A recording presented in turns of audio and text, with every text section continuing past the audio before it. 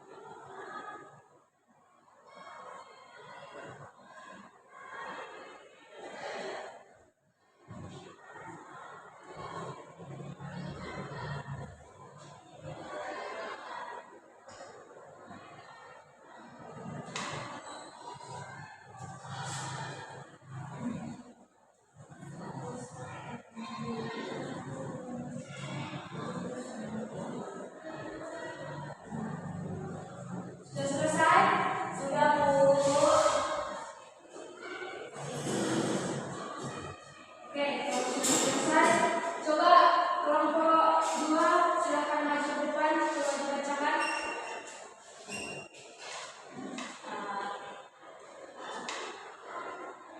Proses pembuatan sel yang menghasilkan antar selara dengan sebentar jumlah kromosom dan sel induk disebut meiosis, Bu. Karena meiosis adalah proses pembuatan sel yang terjadi pada sel-sel germinal atau sel reproduksi untuk menghasilkan gamet, yaitu sel telur dan sperma pada hewan. Proses ini terdiri dari 2 tahap pembelahan, yaitu meiosis 1 dan meiosis 2, dan masing-masing menghasilkan 2 selara. Pada akhirnya meiosis pertama akan ada 4 selara yang masing-masing memiliki setengah jumlah kromosom dibanding dengan sel induk. Ya, harus tepuk tangan. Baik, kelompok 1 maju sekali.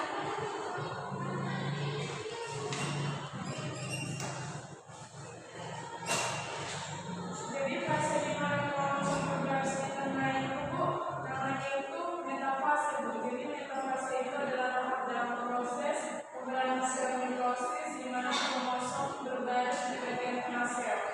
Ya, bagus, tepuk tangan.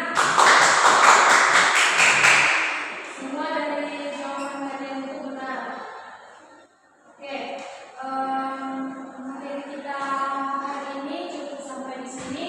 Sebelum kita tutup, mari kita tutup dengan doa yang dibawakan oleh Sylvia. Baiklah, sebelum kita pulang, ada baiknya kita berdoa dengan menurut agama dan kepercayaan kita masing-masing. Berdoa yang baik. Berdoa